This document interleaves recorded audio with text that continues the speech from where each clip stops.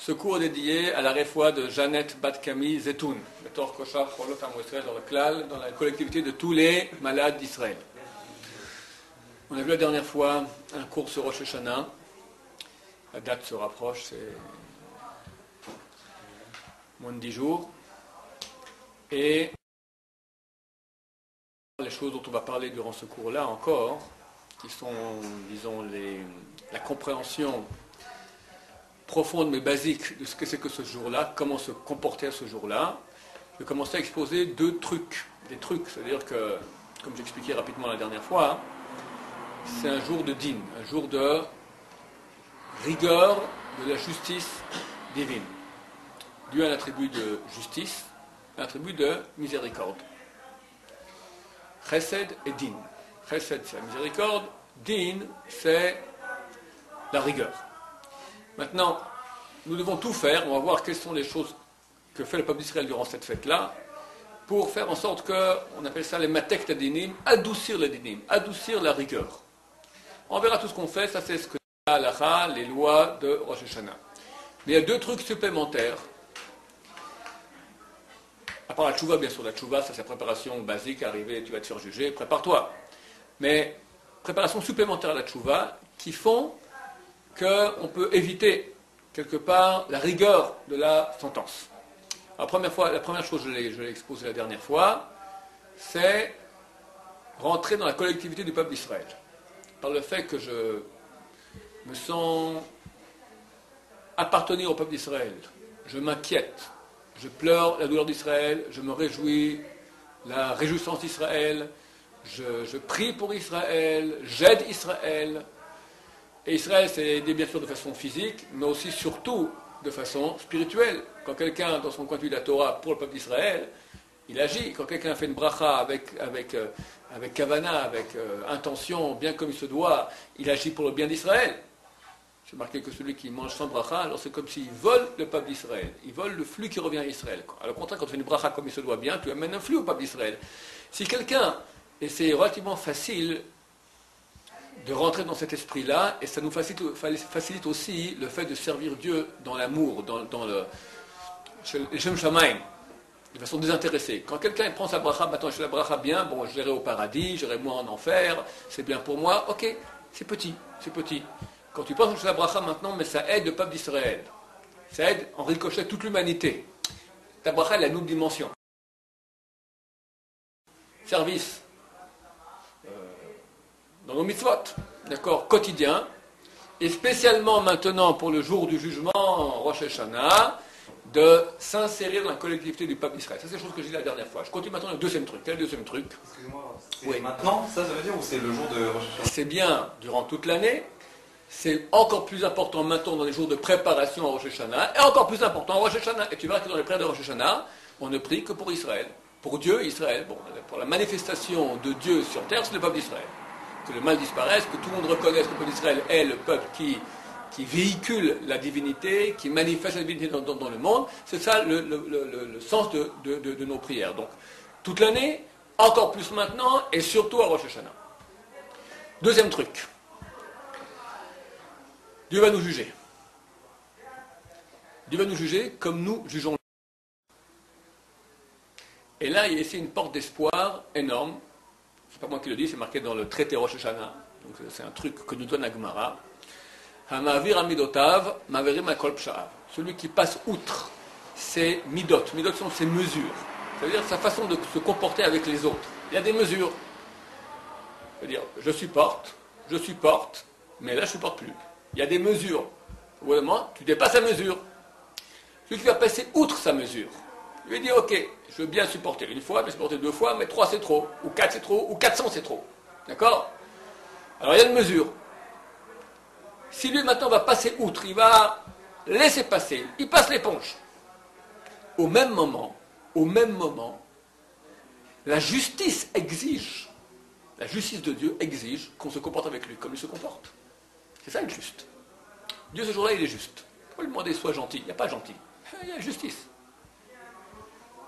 Je vais expliquer peut-être un peu après pourquoi est-ce qu'il soit gentil, Dieu, pourquoi il veut tellement digne. On va peut-être en parler. Quoi qu'il en soit, il est digne. Il est justice rigoureuse. Si moi maintenant, lorsque je peux être dans la justice avec mon prochain, et je me déplace, je prends un comportement de chesed, de passer outre, bien qu'il ne mérite pas, ce Gugus il m'a fait des histoires, et je devrais aller m'énerver tout rouge. Je reste calme, je passe outre, je me fais marcher dessus, carpette. Carpette. Et à le jour du jugement, qu'est-ce qui se passe le jour du jugement? Alors c'est marqué Malchuta d'Erkia Ke'en Malchuta d'Ara. La royauté du ciel est comme la royauté de la terre. Dieu a créé dans ce monde-ci un système de royauté. Tu as un roi, tu as des tribunaux juridiques, tu as une justice, tu as un avocat de la défense, tu as un avocat de l'accusation, il y a des délibérations, il y a une sentence. Pourquoi le monde terrestre il fonctionne comme ça? Il a l'image du monde céleste. Pour que moi je puisse me préparer, savoir comment ça se passe quelque part. Alors évidemment, les petits enfants croient que vraiment il y a l'ange qui est là et l'ange qui est là. Il ne faut pas. Ce sont des choses imagées, mais il y a une réalité impalpable, spirituelle, qui s'appelle le din, la rigueur, et une autre qui est rachamim, chesed, donc la miséricorde. Et ce sont deux voies de conduite qui existent. La justice, qu'est-ce qu'elle va dire? Elle va dire, ce type-là, il a fait des erreurs dans sa vie. Des erreurs, il a fait des péchés, il sait très bien que c'était interdit. Et malgré tout, il a fait comme ça, il a continué. Il doit. Et contre qui il a fait ça? Contre Dieu. Il doit trinquer. Nous exigeons une sentence terrible. Mais la défense, oui, mais circonstance atténuante. Mais non, il savait très bien, tout ça, on lui a rappelé, entendu des cours, il savait très bien, malgré tout, il a refait, on lui a donné une chance, il est retombé, tac, tac, tac, ça va jusqu'à quand? Il faut un grand bout, une bonne leçon qu'il apprenne une fois pour toutes. La défense est de trouver maintenant un argument. C'est comme ça que ça se passe vraiment. Très vite, mais ça a lieu. On va juger. Chacun exactement d'où il vient, son background social, son background génétique, son éducation, toute l'intelligence, l'âme qu'il a, tout ça est mis en relief, en ligne de compte, pour le jugement de Dieu qui soit le jugement le plus équitable possible. Et là, on n'a pas de chance, parce que l'avocat de l'accusation, il sait bien parler, c'est un bon avocat. Et on n'a pas beaucoup, on a aussi un bon avocat de la défense, mais qu'est-ce qu'il va nous dire? T'as péché, mon vieux, t'as péché, qu'est-ce que je peux dire? C'est quelqu'un qui veut dire, sans froid, devant 10 personnes, on dit, attention, tu vas tuer? Non, je m'en fous, ne la tue pas, je m'en fous, ne la tue pas, il prend son poignard, il la tue. On l'attrape. Maintenant, il vient devant le juge. Qu'est-ce qu'il va dire? Je ne savais pas. Il faut que l'avocat de la défense il ait une argumentation assez bonne pour en faire un fou ou quelque chose. Enfin, circonstance atténuante valable. Qu'est-ce qu'on va faire? Si moi je me comporte avec mon prochain de même, que j'ai 10 000 bons arguments pour l'enfoncer. L'enfoncer, c'est d'abord rien qu'en penser. J'ai vu quelqu'un qui a fait un acte que je peux juger favorablement ou défavorablement. Je juge favorablement. Déjà dans ma tête. Deuxième chose, il m'a fait du mal, c'est clair, il n'y a pas je n'avais pas de doute, il m'a fait du mal. D'après la justice, j'ai droit, je peux faire un tribunal rabbinique, je peux lui rentrer dedans, j'exige des excuses, j'ai le droit à faire beaucoup de choses. La justice. Je ne suis pas méchant, je suis juste. Je suis juste. Dans le ciel, on va dire, t'es comme ça, c'est avec toi, justice, très bien. Justice, tu demandes justice, qui est justice? Toi aussi, tu nous dois beaucoup dans le ciel, et d'après justice, on devrait t'esquinter pour toutes les bêtises que tu as fait durant cette année. Mais si moi maintenant, avec mon prochain, je passe outre, je m'écrase, et je bouillonne intérieurement, mais je m'écrase, alors qu'est-ce qui se passe? Dans le ciel, la justice va dire, d'après justice, je devrais lui rentrer dedans. Mais lui, dans sa justice, lorsqu'on est redevable envers lui, il s'écrase. Donc moi, maintenant, je n'ai plus qu'à m'écraser. La justice elle-même s'écrase. Car il est juste que quelqu'un qui réfrène l'attribut de din, l'attribut de justice envers l'autre, qu'on réfrène l'attribut de justice. Oui, mon cher ami.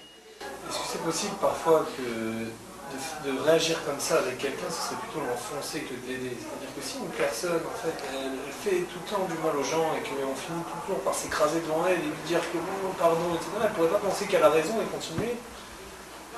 La question, elle est comme ça. Qui maintenant réagit? L'estomac, les tripes ou l'éducateur? Quelqu'un m'a fait du mal. J'exige qu'il y ait justice. D'habitude, dans 99,9% des cas, c'est là-dedans, les tripes. Alors, l'éducateur, c'est 6 mois plus tard. Quand l'histoire est oubliée, on n'a strictement rien à faire. Maintenant, je pense, d'après l'éducation, qu'il serait bien d'aller et de lui donner une leçon éducative. Le mieux, ce ne sera même pas toi, quelqu'un d'autre qui le fasse. Et toi, tu lui dis, écoute, ce serait bien de son rab ou quelqu'un. Si on n'a pas le choix, on va dire un mari et sa femme, ok, mais c'est des choses qui sont très délicates. D'habitude, on a encore un ressentiment dedans qui va être habillé par l'éducateur. Tu as le lion qui veut bouffer, d'accord, mais tout d'un coup, il devient éducateur avec un chapeau comme ça, une petite baguette, d'accord. Il devient éducateur, mais c'est un lion déguisé. Et le type en face, il n'est pas bête. Ne joue pas au lion parce que je suis une panthère. Et on se bouffe on se bouffe. Donc, si effectivement, pour répondre à ta question, quelqu'un vient, que Dieu peut le scanner, c'est vraiment les Shem Shamaim que tu viens pour un but éducatif complet, que tu viens maintenant éduquer l'autre, c'est très bien, c'est tout à fait légitime. Mais si maintenant, c'est encore maintenant, tu n'as pas vu la pilule et tu veux quand même marquer le point, dans le ciel aussi, mon cher ami. Donc on a ici, messieurs, une porte d'espoir énorme pour venir Yom Hadin. Si quelqu'un a la chance, durant les 10 jours qui suivent maintenant, ou jusqu'à Yom Kippour, quelqu'un vient lui faire un truc terrible, une honte en public.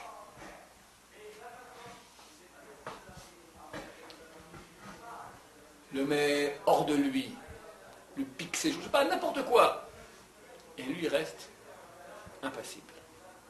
Plus il a de la joie, c'est un cadeau extraordinaire de Dieu, parce que c'est marqué, celui qui ma'avir amidotav, il passe outre ses mesures, ma'avirim, on passe outre, kol peshav, tous ses péchés. Vous savez qu'il y a 3 niveaux. Il y a chet, c'est un péché involontaire. Il y a avon, c'est un péché volontaire. Il y a pesha, c'est pas volontaire, c'est exprès. Tu as le choix maintenant, 2 morceaux de viande, un cachère et un pas cachère, tu prends exprès le non cachère. C'est le même goût, le même prix, rien que pour embêter. Celui qui passe outre ses mesures, on passe outre tous ses péchés. Péchaïm, c'est les pires. Même ça, tout effacé. C'est-à-dire que si j'avais une chose pareille maintenant, quelqu'un le met hors de lui, qu'il aille, qu'il danse, qu'il fasse une fête, on m'a fait du mal, beaucoup de mal. Évidemment, c'est un peu de mal que tu as passé, tu ne te prends pas pour un grand héros, tu ne te prends pas pour un Superman. Il faut être un Superman. Le roi David, vous connaissez l'histoire, le roi David, il subit un putsch militaire de son fils. Absalom. Déjà, c'est pas très agréable de se faire putcher. Deuxièmement, par son fils. Et il est en train de monter pieds nus avec sa famille, en train de pleurer, il monte le mont des Oliviers. Lui, sa famille, sa cour, le reste des gens qui fuient comme ça, accompagné de quelques soldats, quelques généraux, vient le chef du Sanhédrin. Shimei Ben Gera, c'est pas le chef des tribunaux qu'on a aujourd'hui. On parle du chef du Sanhédrin à l'époque du roi David. C'est quelqu'un, le grand de la Torah.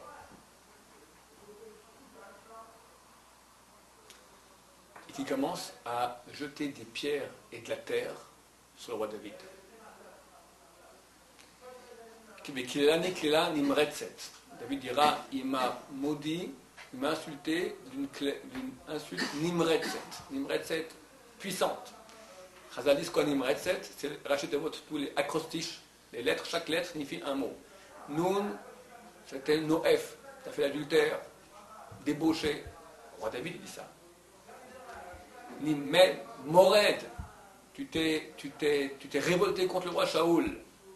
Rej Rotzer, assassin. Tzadik Sorer, persécuteur. Taf, qu'est-ce que c'est? Toeva, horreur. Le roi David, si déjà il est comme ça, prends-le de côté, parle-lui devant ses enfants, devant ses femmes, devant ses généraux, tu lui fais honte en public. Et pas n'importe qui. C'est marqué dans les lois de honte, quand on fait honte à quelqu'un. Hein. Un petit gosse qui fait honte à un autre petit gosse, c'est pas la même chose que tu as le grand de la génération, tu as l'autre grand de la génération et qui lui dit toutes ces choses-là. Ça n'a rien à voir. C'est d'après la valeur des gens, de celui qui fait honte, de celui qui a honte. Là, tu as les deux tops peut-être de l'époque, une chose aussi terrible. Le général de David, son allié de toujours, Yoav ben Serouya, sort son épée et dit au roi, laisse-moi, je vais tuer ce chien. D'après la loi juive, un homme qui fait une chose pareille, un roi juif d'ordre divin, qui a été sacré par un prophète, oint par un prophète, tel que était le roi David, il est passible de mort tout de suite. Justice. Le roi David, il a, le texte ne le raconte pas, mais on peut imaginer qu'il avait une guerre intérieure terrible. Ce type-là, maintenant. C'est pas non seulement qu'il m'a fait du mal, mais si je ne réagis pas, moi je passe pour une mauviette par rapport à tout le monde, mes généraux, tout ça, mes enfants. Et là je suis en putsch militaire, je vais montrer que je suis un roi solide. Là je deviens une hyper mauviette. Et un roi qui est mauviette, c'est plus un roi. Donc il peut dire des bonnes combines pour dire je m'attends une bonne. Non, j'aurais pas dû le faire parce que moi mon honneur j'en ai rien à faire, mais là je peux pas parce que c'est pour le bien de la royauté, etc. On peut trouver. Il va faire une avéra. T'as raison, et non seulement t'as raison pour toi, t'as raison parce que, indépendamment de toi, t'as tout cas, il te met tout un dictionnaire de. On dit que le Yotzerara, il connaît tout le chasse, toute la Gemara par cœur. C'est un Talmid Chacham plus grand que toi, il sait toujours t'amener toujours un bon argument pourquoi légitimer ce que tu veux faire. Le roi David lui dit, arrête. Elohim Amarlo Kalel. Dieu lui a dit d'insulter. Chazal dit, à ce moment-là, le roi David est devenu la 4e roue du chariot céleste. Dieu agit dans ce monde, il faut un véhicule.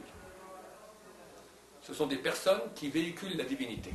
Il y en a 3, Abraham, Yitzhak, Yaakov. 3 roues, mais ça branle encore. Il faut la 4e qui stabilise.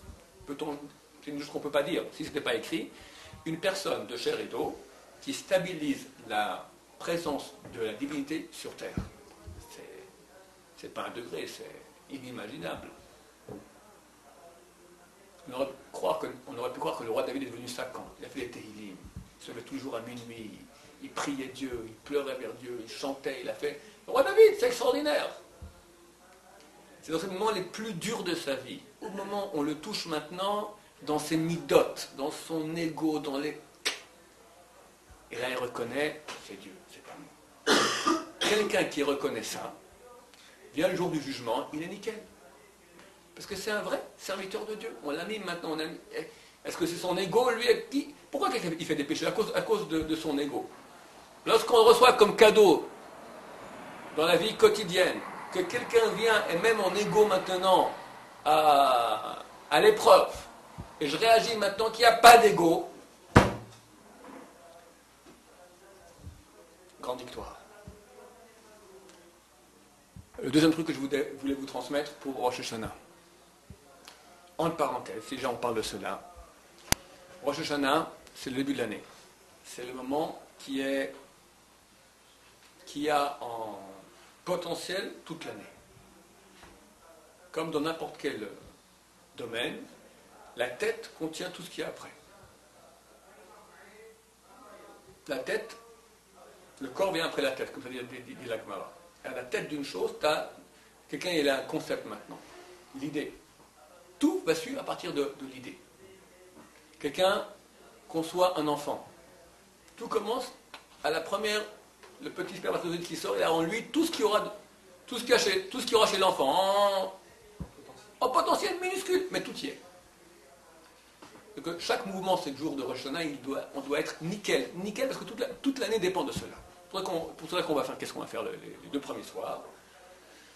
On va faire les signes. On prend un peu de grenade, qu'on ait beaucoup de mitzvot cette année, de la pomme avec du miel, qu'on ait une année douce comme le miel, qu'on prend de la tête, qu'on soit la tête. Les gens, ils oublient de faire tchouva, c'est le plus important qu'on ait ça, d'accord? Alors on doit le faire, Shulchan Aruch. Mais quelqu'un qui réfléchit un peu, ok, c'est très gentil qu'on ait un peu de miel. Je mangeais un peu de pomme et un peu de miel, alors mon année elle va être aussi douce que ça. On a vu, on n'a pas des années si douces. Alors on le fait quand même parce qu'effectivement, en cette fête de Rosh Hashanah, chaque petit détail a son poids. Mais nous devons maintenant apprendre. Si le détail a du poids, alors l'essentiel, quel poids il a? Il faut faire très attention. à Rosh Hashanah de ne pas se mettre en colère. L'épreuve de ce jour-là, c'est ça, je dis tout de suite. Tu es en tension. C'est une journée qui est dure. On prie énormément. Il ne faut pas dormir normalement, il ne faut pas dormir les 2 jours. Pendant la journée, c'est marqué que celui, c'est marqué dans le Talmud de Jérusalem, celui qui dort, alors son jugement il dort aussi. D'accord, on va te juger, tu es absent.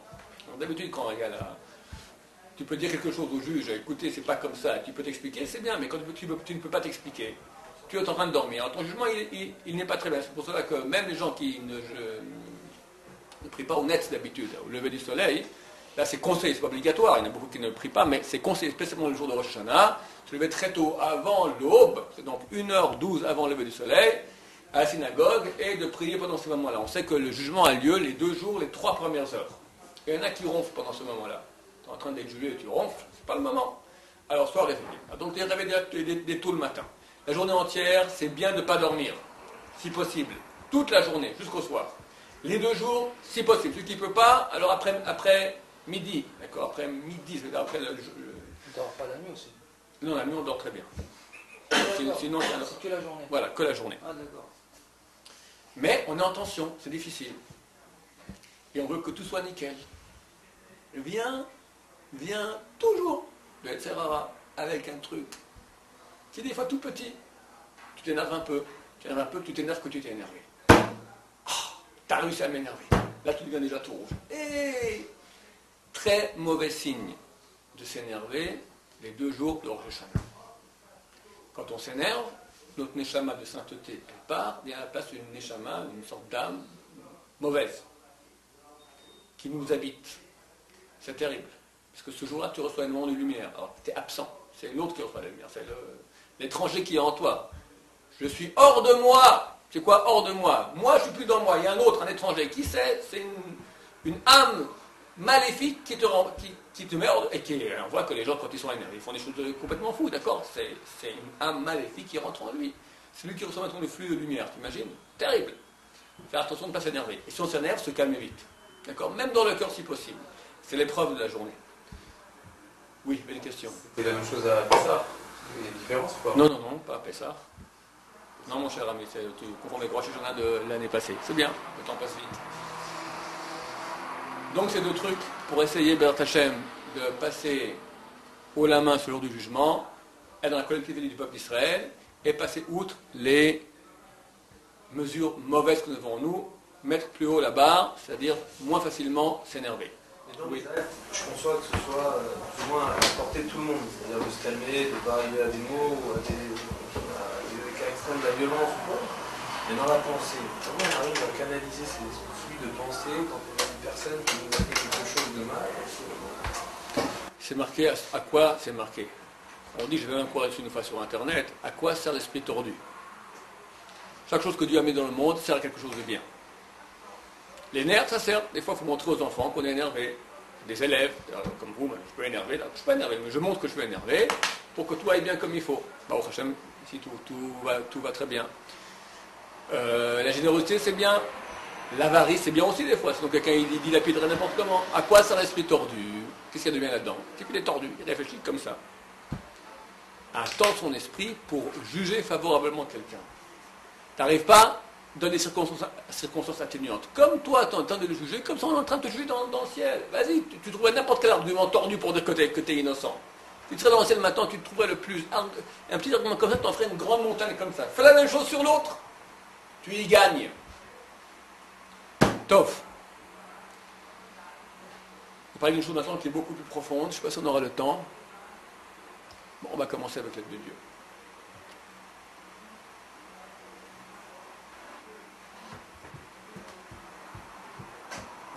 Il faut Mishnah-Bora, tu connais Mishnah-Bora Vav.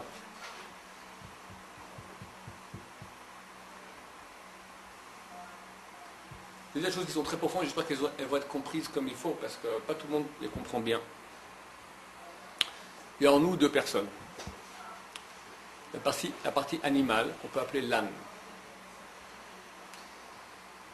Et la partie divine, qu'on va appeler le nous essentiel. Le nous essentiel fonctionne d'après des critères de vrai-faux. Ça veut dire, pourquoi tu étudies la Torah? Pourquoi tu fais des mitzvot? Pourquoi? Parce que c'est la vérité. J'aime la vérité, j'aime Dieu, j'aime le peuple d'Israël. J'agis parce que je suis mu par des motivations désintéressées. C'est pas pour moi, c'est par amour de la vérité. Ça marche quand nous sommes dans les états où nous sommes vraiment proches de notre nous essentiel, de notre moi essentiel. Très souvent, nous sommes beaucoup plus proches de notre âme. Par exemple, dans un exemple classique, le matin, quand je dois me lever, le réveil sonne. Si Dieu va nous dire, je me lève maintenant par amour de Dieu, par amour d'Israël, par amour de la vérité. Oui, c'est un beau discours, mais le lit est tellement agréable. Alors il y a un autre parti en nous, qui est l'âne, qui ne veut pas se lever. Alors lui comprend un autre langage, la carotte et le bâton. La carotte, il y a le mitzvah d'étudier, tu gagnes maintenant, c'est du sachar, tu auras du mérite, tu auras du olam haba, tu auras une meilleure vie dans ce monde. Non, des choses qui sont vraies aussi. C'est marqué que Dieu récompense les tzadikim et punit les rechaïm. C'est pas des blagues. En tant que motivation idéale, c'est pas une bonne motivation. Mais on a en nous cette partie aussi à laquelle il faut parler. Mais durant notre vie, habituellement, on essaie toujours de déplacer le centre de motivation au nous essentiel et pas le laisser dans l'âne. Parce que c'est crétin d'être un âne. Quelqu'un l'étudie parce qu'il a peur d'aller en enfer.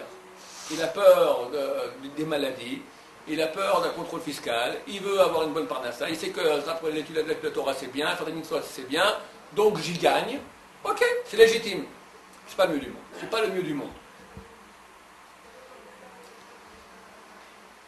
Mais c'est un travail lent d'aller et progressif. Les enfants fonctionnent plutôt au niveau âne, et on espère que les adultes deviennent adultes et commencent à fonctionner au niveau adulte de notre nous essentiel, de notre moi essentiel. Rosh Hashanah, et que Rosh Hashanah, il y a une chose qui est tout à fait nouvelle. Comme j'expliquais la dernière fois, le jour de Rosh Hashanah, il y a la Malchut, il y a la royauté. Malchut signifie royauté, de Dieu qui se dévoile. Dieu descend dans toutes les sphères, arrive à la sphère la plus basse, la voie de conduite de Dieu la plus proche de nous, qui est la royauté. Dévoilement de Dieu dans toute sa splendeur en tant que créateur et roi. Le roi, c'est-à-dire qu'il a un plan, comme je vous l'ai dit la dernière fois, et regarde toi dans quelle mesure tu t'insères dans le plan. Donc il y a il y a une justice maintenant. Je vais voir, je vais te juger, voir où tu es maintenant. Est-ce que tu es avec moi, tu es contre moi, dans quelle mesure tu es avec moi, et en fonction, je réoriente et je te donne maintenant des outils pour mieux ou moins bien me servir. En fonction, un bon employé, on lui donne plus, un mauvais, on lui donne moins. Comme on a expliqué cela longuement la dernière fois. Donc il y a un jugement. C'est le jour de Rosh Hashanah. Dieu vient et juge. Et bien sûr, le jugement, comme on dit, de Olam Haba, de Olam Hazé, le monde à venir, notre réalité spirituelle, Olam Hazé, notre réalité d'ici, qui en dépend, et personne ne veut, effectivement, on a peur aussi de se ramasser une chimiothérapie, ou un contrôle fiscal, ou je ne sais pas quoi, de désagréable, ou un scud sur la tête. L'or à l'aide. À Dieu ne plaise. Mais, vu que nous sommes habitués, durant toute l'année, à fonctionner de façon différente, on va dire que c'est un jour maintenant où il y a la crainte de Dieu. Mais de quel Dieu? Le Dieu qui frappe, ou le Dieu dont on a une crainte, mais parce qu'il est extraordinairement immense, grandiose dans sa royauté. Vient un roi, le roi rentre, tout le monde se met au garde à vous, on est tous en train de trembler de sa grandeur. C'est vrai. Mais il y a un point supplémentaire qu'il faut aussi travailler. Nous voulons que le dévoilement de la royauté de Dieu se fasse dans tous les niveaux de notre être. Bien sûr, notre partie haute, le nous essentiel, doit voir la grandeur de Dieu. Elle est percevable le jour de Rosh Hashanah, c'est toute la prière sans cesse. La grandeur de Dieu, Hachem Elohim Emet, tu es éternel, tu es la vérité, tout le reste, à part toi, n'a aucune réalité, c'est que du vent, que de la fumée, ça disparaîtra. Il n'y a que toi, tu étais, tu es, tu seras Hachem Meler, tu es le roi, Hachem Malar, tu étais le roi, Hachem Mlor, tu seras le roi. C'est ce qu'on dit sans cesse le jour de Rosh Hashanah. En gros, c'est toute la prière. D'ailleurs, la Gemara dit, durant la fête de Rosh Hashanah, on a les prières habituelles, il y en a une qui est la spéciale, la plus importante, on dit le Moussaf de Rosh Hashanah. C'est la seule fois de l'année où on a une prière de fête qui a 9 bénédictions. D'habitude, il y a 7. Il y a 3 d'entrée, 3 de fin et une du milieu. Comme ça, c'est à Shabbat, comme ça, c'est le jour de Yom Tov, comme ça, c'est à Kippour aussi. La seule fois, on aura 3 au milieu, ça fait de Rosh Hashanah. Comment ça se fait?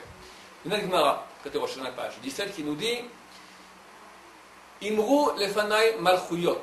Dites devant moi des royautés. Amenat shetemlichuni alechem. Afin que vous me prenez comme roi sur vous. Dieu veut être mon roi. Je dois maintenant ressentir que Dieu est mon roi. Le prendre comme roi. C'est-à-dire qu'il est le boss. Il est le juge partout. C'est la mitzvah du jour. Comment on le fait? Imru lefanai malchuyot. Dites devant moi des royautés. On va citer 10 versets. 3 de la Torah, 3 des prophètes, 3 des les Ktuvim, c'est la géographe. Donc on a le Tanakh, la Bible est divisée en 3 parties. On prend 3. On finit par un verset de la Torah, qui est Shema Israël. Écoute Israël, l'Éternel est notre Dieu, l'Éternel est un. Un, c'est-à-dire il est partout. La totalité de la puissance, partout, il est le maître de tout. Ensuite, chaque verset, il faut peut-être préparer la prière, ceux qui ne savent pas, comprendre ce qu'il dit, ça n'a rien de dire comme ça, il faut comprendre, on parle de versets qui disent la royauté de Dieu. Les versets, c'est la Torah. La Torah, c'est les mots qui expriment le mieux la réalité. Donc on va citer des versets qui expriment la réalité de royauté de Dieu. Deuxième bracha des trois du milieu s'appelle Zichronot. Zichronot, c'est les souvenirs. Vu qu'il est roi, il prend maintenant le bilan, tout, il calcule tout, depuis le début de l'histoire jusqu'à la fin de l'histoire, pour voir comment toi tu t'es inséré dans le programme. De nouveau, on va citer 10 versets, on rappelle la faculté de Dieu du souvenir. Il calcule tout, il voit tout.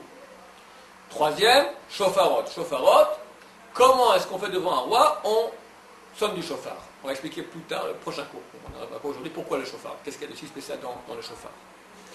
La mitzvah du jour, en tout cas, c'est que ce soit zichronot, shofarot et surtout malfoyot, c'est royauté de Dieu. Tu es le roi, tu es le roi. Un roi, messieurs, c'est le point que je veux évoquer. Il ne doit pas être roi que dans ma tête. Il doit être roi aussi dans mes tripes. Tout le monde veut bien accepter dans la tête que Dieu est roi. Mais c'est l'âne aussi qu'il faut convaincre. Durant toute l'année, on va travailler pour déplacer de l'âne vers la tête. Servir Dieu avec la tête, si Dieu travaille de servir Dieu avec l'âne, c'est vrai. Le jour où Dieu vient, lui descend dans ce monde-ci, se dévoile, il faut aussi que nos parties tripes, nos parties ânes ressentent Dieu. Alors comment un âne les ressent Dieu? Avec la grandeur du roi, avec la crainte du roi. Crainte, pas la crainte du roi en tant que grand roi, crainte de ce que ressent l'âne, les coups durs. C'est une chose qui est assez étrangère à nous, on n'aime pas la dire. Je cite ici maintenant ce que dit la Gemara. Et on va rapporter que le Shulchan Aruch nous dit, on ne dit pas le Hallel. Tous les jours de fête, on dit le Hallel. Plus Chanukah, plus Purim, on dit le Hallel. C'est un jour de fête Rosh Hashanah qu'on dise aussi le Hallel. Hallel, c'est un jour de louange. On ne peut pas le dire. Pourquoi? Parce que c'est une sorte de chant à Dieu. Or, quand le roi vient, on ne fait pas un chant. On est au garde à vous, on ne dit rien du tout. Pas un mot, pas un clin d'œil, pas un truc qui bouge. T'es le roi. On n'ose pas bouger. Pas se faire remarquer surtout.